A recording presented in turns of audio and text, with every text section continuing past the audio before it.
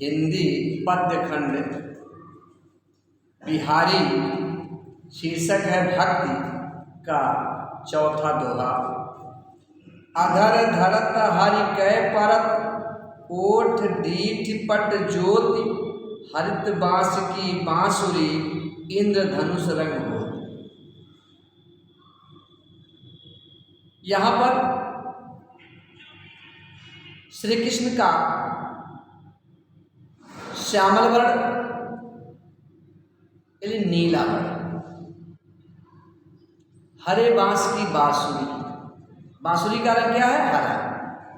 दोनों को मिक्स किया गया है, मिला करके अनेक रंगों की उत्पत्ति हो रही है, यही बताया गया है। अधर माने होठ, धरत हरिके पर। जब श्री कृष्ण अपनी होठ पर रखते हैं, परत पड़ता है। ओठ डीठ पट, जो ओठ माने ओष्ठ, होठ का रंग लाल। डीठ माने दृष्टि, माने नेत्र, नेत्र का रंग नीला।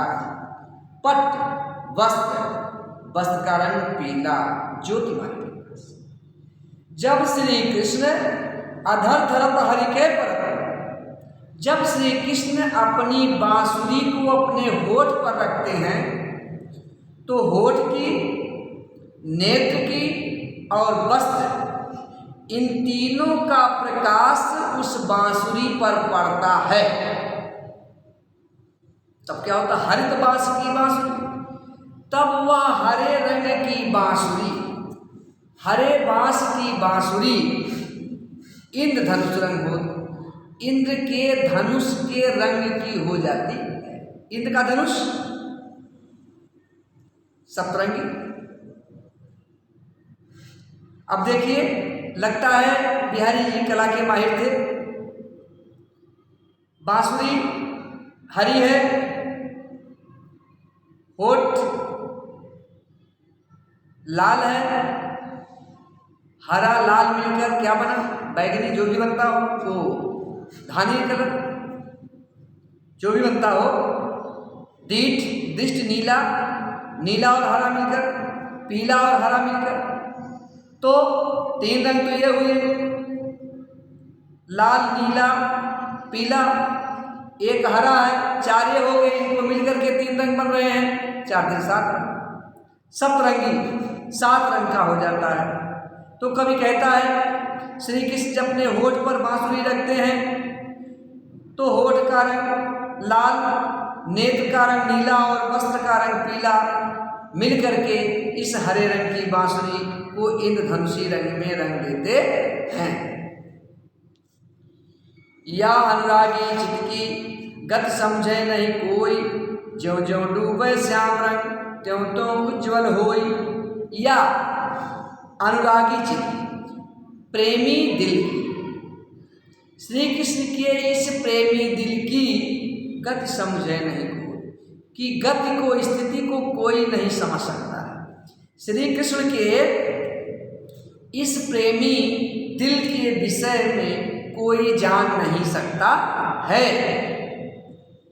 ज्यों ज्यों डूबे श्याम रंग, क्योंकि श्री कृष्ण का प्रेमी दिल ऐसा है कि जैसे जैसे कोई भी साधक श्री कृष्ण के इस अनुरागी चित्त में डूबता है, त्यों त्यों उज्ज्वल हो, वैसे वैसे वह पवित्र होता चला जाता है। श्री कृष्ण का श्याम रंग, और श्याम रंग में डूबना तो श्याम हो जाना, लेकिन यहाँ उज्ज्वल हो रहा, विरोधाभास अलंकार है।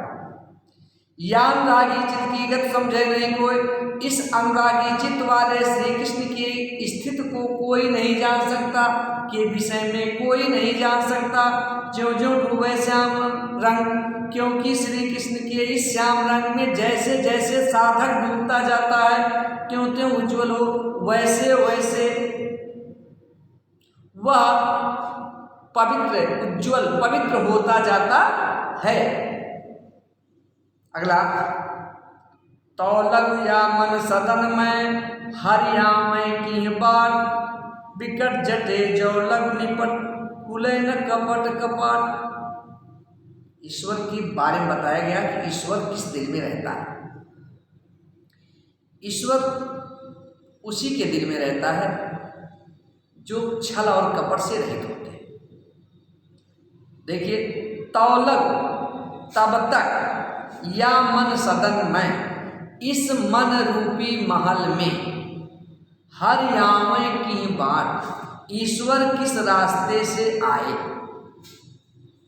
तब तक इस मन रूपी महल में ईश्वर किस रास्ते से आए। विकट जटे कठिनता से बंद जौलग, जब तक निपट पूरी तरह से खुले न कपट कपाट, खुलता नहीं है कपट रूपी दरवाजा। जब तक कपट रूपी दरवाजा खुलता नहीं है तब तक ईश्वर मन रूपी घर में प्रवेश नहीं करता है।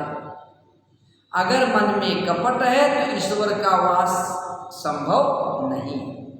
ईश्वर का वास उसी मन में होता है जो मन निष्पाप होता है, निष्कलुष होता है, छल दंभ से रहित होता है।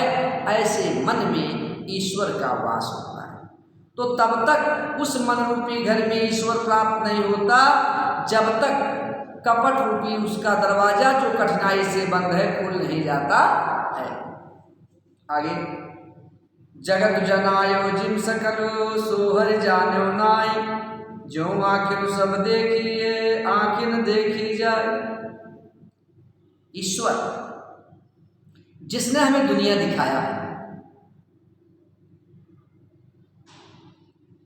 उसी के विषय में कहा गया है जगत जनायो, संसार को बताया अर्थात संसार में लाया। जिम सकल जिसने जिसने पूरी दुनिया को संसार में लाया, सभी प्राणियों को जिसने इस संसार में ले आया। सोहर जाने नाई, उसी हरि उसी ईश्वर को हम नहीं जानते हैं। जिस ईश्वर ने हमें दुनिया दिखाया उसी ईश्वर को हम उसी प्रकार नहीं जान पाते हैं जैसे जो आंखें सब देखिए, जैसे आंखें सबको देखती हैं, आंखें देखी जाए लेकिन आंखें अपने आप को नहीं देख पाती हैं। जिस ईश्वर ने हमें इस संसार में जन्म दिया, इस संसार को दिखाया, उस ईश्वर को हम उसी प्रकार नहीं जानते हैं जैसे आंखें सबको देखती हैं लेकिन खुद को अपने आप को नहीं देख पाती हैं। कि देख पाती हैं? नहीं देख पाती हैं। आपकी आंखें सबको देखती हैं, क्या आपकी आंखें अपने आप को देख पाती? नहीं देख पाती। जिस तरह से आंखें सबको देखती हैं लेकिन अपने आप को नहीं देख पाती हैं, उसी तरह दुनिया को बनाने वाला यह ईश्वर है, उस ईश्वर को हम देख नहीं पाते। जिसने संसार को बसाया, जिसने हमें संसार दिखाया, उसी ईश्वर को हम देख नहीं पाते। जैसे आंखें सबको देखती हैं लेकिन अपने आप को नहीं। 8वां, जप माला छापा तिलक शरण एको काम, मनु काचे राचे वृथा साचे राचे राम। जप जाप करना, माला का जाप करना, छापा तिलक, छापा माने बड़ा सा तिलक लगाना, सरय पूरा होना, ना एको काम, एक भी काम। कभी कहता है कार्य करो, परिश्रम करो, परिश्रम से ही सब कुछ मिलने वाला है।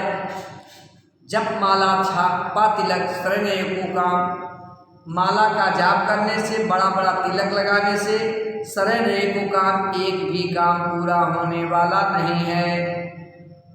क्यों? मन कांचे नाचे वृथा, क्योंकि मन कांचे, मन आपका कच्चा है तो नाचे वृथा, तो नाचना वृथा है, बेकार है। यदि आपका मन कच्चा है तो आपका नाचना बेकार है। यदि आपका मन कच्चा है तो ईश्वर का भजन बेकार है। साचे राचे राम, क्योंकि सच्चे मन में ही राम का निवास होता है। तो जप माला चापा तिलक शरण एको काम, कभी कहता है माला का जाप करने से, बड़ा बड़ा तिलक लगा लेने से एक भी काम पूरा होने वाला नहीं है। मन काचे नाचे वृथा, यदि आपका मन कच्चा है तो आपका नाचना व्यर्थ है। क्योंकि साचे राचे राम, क्योंकि राम तो सच्चे मन में निवास करता है। ठीक, दोहा छंद है, भक्ति रस है, रहस्यमयी बातें बताई गई हैं, अनुप्रास अलंकार है,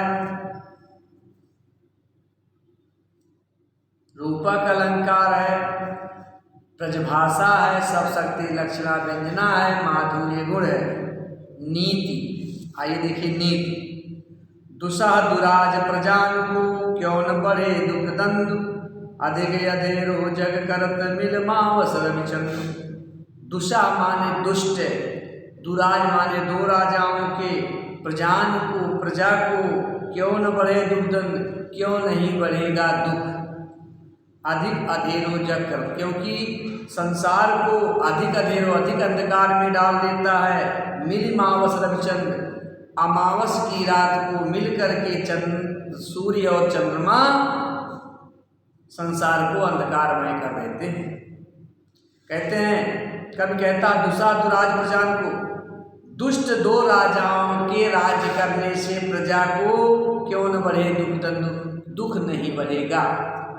दो दुष्ट राजाओं के राज्य करने से प्रजा को कष्ट क्यों नहीं होगा, अवश्य होगा। उसी प्रकार जैसे मिलिमावस रविचंद्र, जैसे अमावस की रात को सूर्य और चंद्रमा एक राशि में आकर के जग अधिक अधेरो कर संसार को अंधकार में डाल देते हैं, जिस तरह से अमावस की रात को चंद्रमा और सूर्य एक राशि में आकर के पूरे संसार को अंधकारमय कर देते हैं, उसी तरह से किसी राज्य में दो दुष्ट राजाओं के रहने से वहां की प्रजा को कष्ट अवश्य होगा। धन्यवाद।